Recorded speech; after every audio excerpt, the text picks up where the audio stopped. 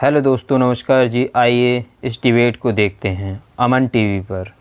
और हमारी अंजना ओम कश्यप पूछती हैं सवाल आम आदमी पार्टी के सदस्य से। इनका नाम है कुलदीप कुमार।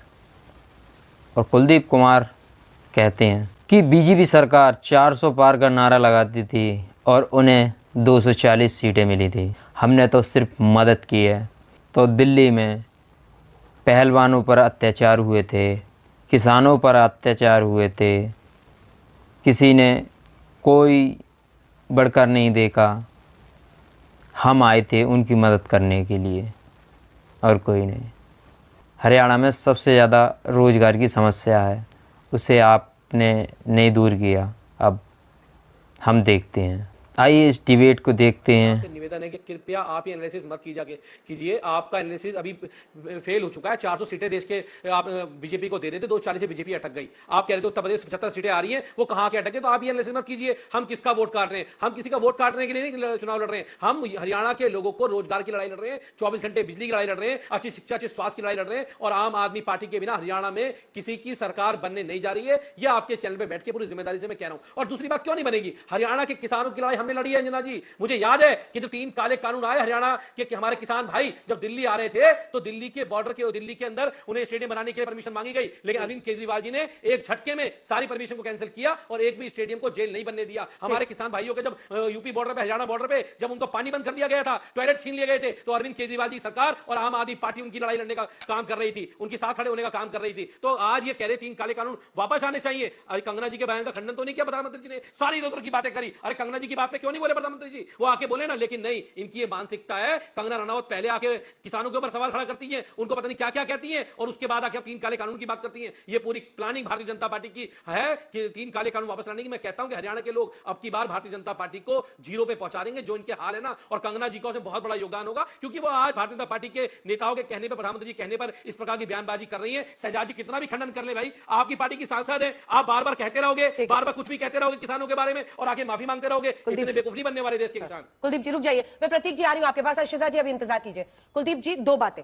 एक तो एक्सेस माई इंडिया जैसी एजेंसी ने ये एग्जिट पोल किया था, वो गलत साबित हुआ, उसे हमने स्वीकारा। लेकिन इसका अर्थ ये नहीं है कि पॉलिटिकल एनालिसिस करना बंद कर दे क्योंकि आम आदमी पार्टी को पसंद नहीं है। इस एनालिसिस के पीछे का तथ्य यह है कि चाहे वो दिल्ली हो या पंजाब हो, आप कांग्रेस पार्टी की ही सरकारों को हटाकर वहां पर सत्ता पर काबिज हुए हैं। इसीलिए यह प्रश्न आपसे पूछा जाता है कि जब भी त्रिकोणीय लड़ाई होती है तो जाहिर तौर पर जो एंटी बीजेपी वोट्स हैं उनके बटने का डर रहता है। इसलिए आपसे प्रश्न पूछा गया था, एनालिसिस का आधार है। यूं ही बेवजह हम लोग प्रश्न नहीं करते हैं। प्रतीक सोम, ये प्रश्न आपसे भी पूछा जाता है। दिल्ली की बीजेपी में, दिल्ली की एमसीडी में किसकी सरकार थी? एमसीडी से आपने सरकार ली है। एमसीडी में किसकी सरकार थी 15 साल से? लेकिन दिल्ली की सरकार आपने कांग्रेस से ही छीनी है। एमसीडी सरकार बीजेपी की थी। दुष्यंत चौटाला, ठीक है, दुष्यंत चौटाला का भी मैंने इंटरव्यू किया, आपके नेता का भी इंटरव्यू किया जेजेपी की तरफ से अध्यक्ष का। और इसीलिए प्रतीक सोम, ठीक है प्रतीक सोम जी, ये आरोप आपकी पार्टी पर भी लगता है और उन्होंने कहा कि नहीं, चाबी है और इस बार हरियाणा क्या, हम दिल्ली की भी चाबी हमारे हाथ में आएगी। लेकिन कई लोग मान रहे हैं कि 10 सीटें पिछली बार देने के बाद बहुत उम्मीदें थी लोगों को दुष्यंत चौटाला से, लेकिन चूंकि उन्होंने बीजेपी के साथ सरकार बना ली, फिर 6 महीने पहले जब सरकार ऐसी स्थिति में थी कि गिरे भी ना, उन्होंने अलग हो गए। मतलब वो कहते हैं कि मैं नहीं हटा, मुझे हटाया गया, जो भी वजह रही। लेकिन कुल मिलाकर आपका अलग लड़ना किसको फायदा, किसको नुकसान पहुंचाएगा? क्या सिर्फ इसलिए लड़ रहे हैं कि त्रिशंकु विधानसभा हो और हम चाबी लगाएं?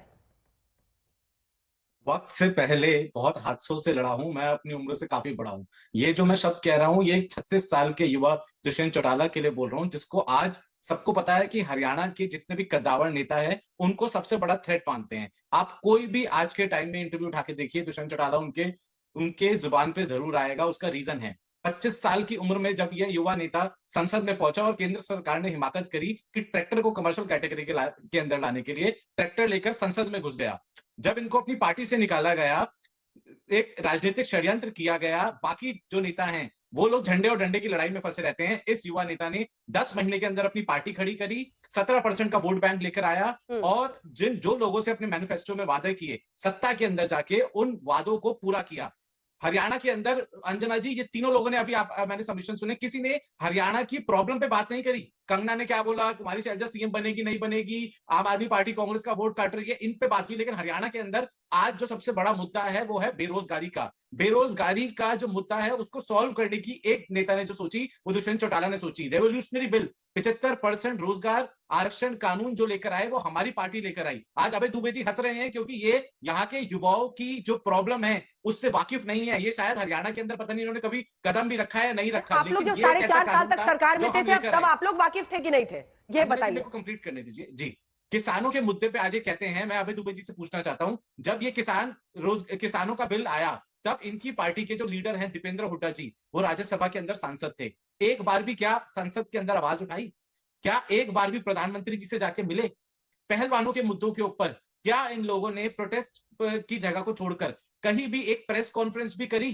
कहीं भी केंद्र के नेता से जाकर मिले? सिर्फ एक मीडिया ऑप्टिक्स दिया गया, एक ऐसा परसेप्शन बनाया गया कि दुष्यंत चौटाला सत्ता के साथ है। नहीं, दुष्यंत चौटाला ने सत्ता जब छोड़ी जब बीजेपी ने 5100 रुपए पेंशन जो हमारा मैनिफेस्टो के अंदर प्रॉमिस था उसको मना किया हमने, तब छोड़ी। दुष्यंत चौटाला ने सत्ता तब छोड़ी जब एमएसपी के ऊपर कॉम्प्रोमाइज की खतरा आया। आपको 2020 की आपकी मीडिया की रिपोर्टिंग है, उन्होंने बोला है कि will resign if MSP is discontinued. एक भी आप नेता बताइए हरियाणा के अंदर जो ये साहस दिखाता है कि मैं सरकार से बाहर आ जाऊंगा अगर एमएसपी डिसकंटिन्यू। और आज देखिए जो किसान देखिए ना, की बात एक सवाल है ना प्रतीक जी जिसका कोई जवाब नहीं है दुष्यंत चौटाला के पास।